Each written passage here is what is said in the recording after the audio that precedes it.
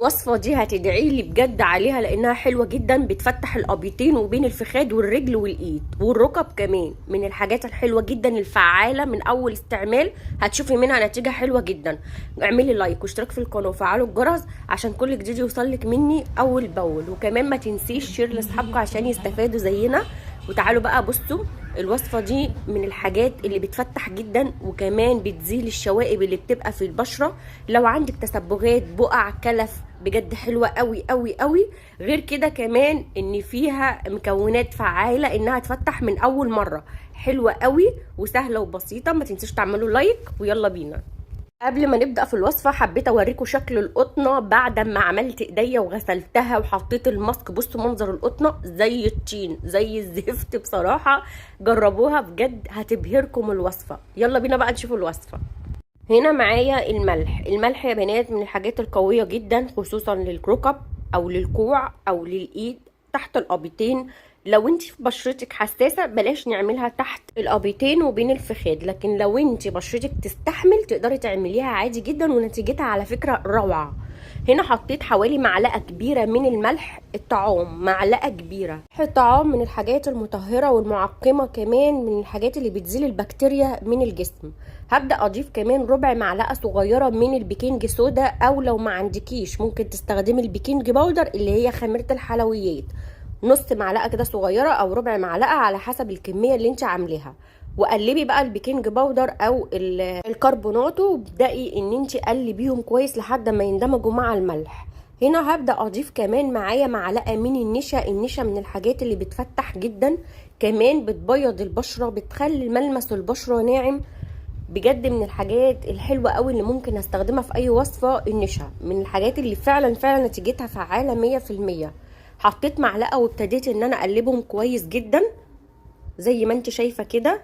شكل البودر الناعم خالص. طبعا اقدر اعمل كمية كبيرة واشيلها في برطمان واستخدمها وقت الاستخدام. هضيف كمان ربع معلقة صغيرة من الشبة من الحاجات اللي بتفتح جدا، وكمان عايزة اقولك انها بتشد البشرة بطريقة حلوة قوي عشان للناس اللي عندها تجاعيد او كرمشة في الجسم، خصوصا كمان لو تحت الابيضين، وبتمنع الريحة تماما لو انت عندك عرق زيادة. بجد حلوة قوي. هنا انا عملت الخلطة بتاعتي اللي هي البودر وركنتها على جنب. هجيب بقى طبق تاني ومبشرة، وهبشر حوالي معلقتين صغيرين من الصابون، اي نوع صابون عندك. فكرة الصابون علشان يفتح اكتر، وكمان يديني تبييض وينعم لي الجلد، وكمان يزيل اي شوائب او بكتيريا او اي حاجة من الجلد. لان الجلد لما بيبقى عليه بكتيريا او سطح الجلد مليان بكتيريا او غمقان او سواد، ده بيعمل غمقان اكتر واكتر. فاحنا عايزين نفتح الطبقة دي عشان يبقى الجلد كده شكله ناعم وصحي، وكمان شكله حلو جدا. مع الاستمرارية بقى هيديكي نتيجة روعة. خدت معلقتين من الصابون اهو. بصوا ادي معلقتين صغيرين، مش عايزة اكتر من كده. اي نوع صابون عندك ممكن تستخدميه. وادي معلقة التانية. تمام.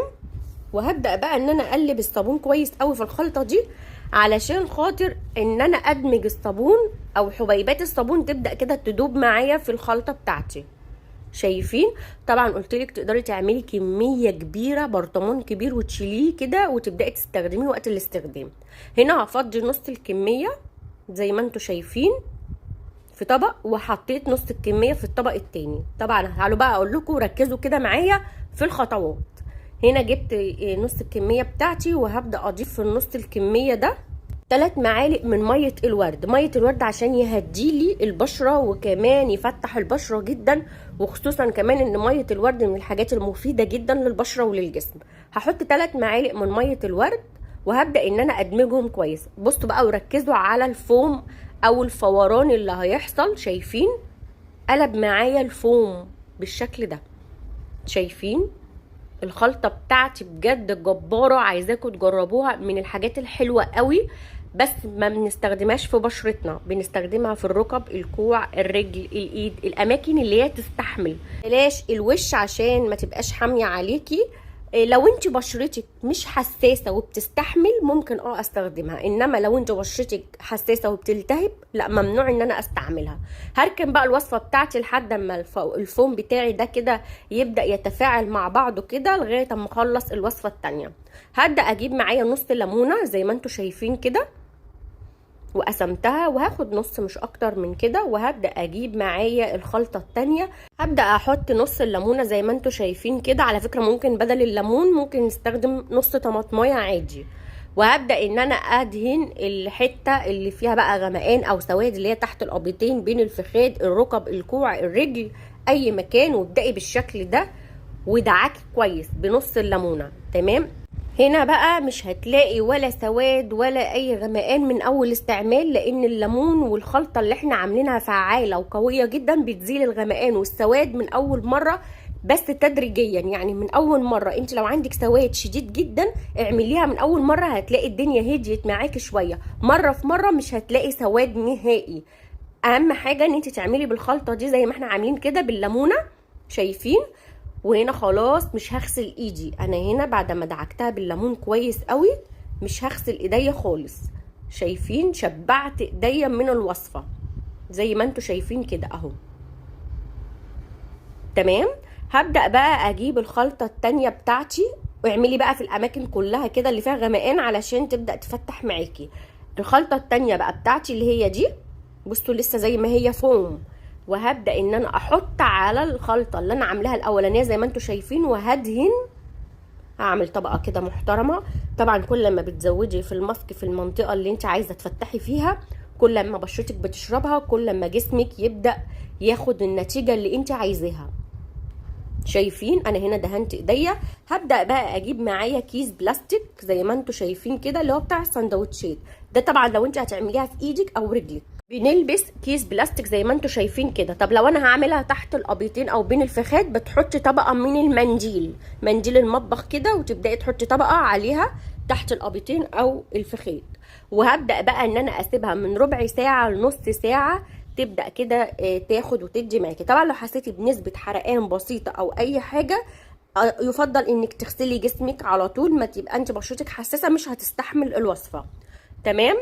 طبعا لكن الايد والركب والكوع والحاجات دي بتستحمل، لانها الطبقه بتبقى سميكه عن الابيضين شويه او الفخاد. انما انا بقول للناس اللي بشرتها مش حساسه تقدر تستخدمها عادي تحت الابيضين وبين الفخاد عادي جدا. هنا بعد كده بسيبها نص ساعه وابدا اشيل الوصفه بتاعتي وببدا اروح اشطفها. انا هنا هغسلها وجيت اهو زي ما انتم شايفين. بصوا بقى، يعني انا عملت الوصفه وغسلت ايديا. هجيب بقى معايا زيت الليمون. زيت الليمون من الحاجات القويه جدا جدا، مهما تنضفي في جسمك وتيجي تمسحي بقطنه زي شايفين القطنه نظيفه ازاي، هتلاقيها دلوقتي زي التين بجد. بصوا القطنه نظيفه اهي، برغم ان انا عملت الوصفه وغسلت ايديا وسبتها نص ساعه كمان يعني على ايدي. المفروض ايدي تبقى زي الفل. لا بصوا، بمسح بقى ايدي. ده انت لو مسحتي كمان تحت الابيضين او بين الفخاد هتلاقي طين في القطنه. شايفين القطنه مطلعه طين؟ والله يا بنات تحفه تحفه تحفه بجد، خطيره جدا. جبت لكم قطنه نظيفه كمان عشان تقارنوا. بصوا بجد حلوه قوي، جربوها بجد هتعجبكم جدا. عشان بشرتنا بقى ما تغمقش او تسمر، ما ينفعش اخرج بزيت الليمون بعد ما عملته على ايديا كده في الشمس، لازم تكوني في البيت. يا رب تكون عجبتكم.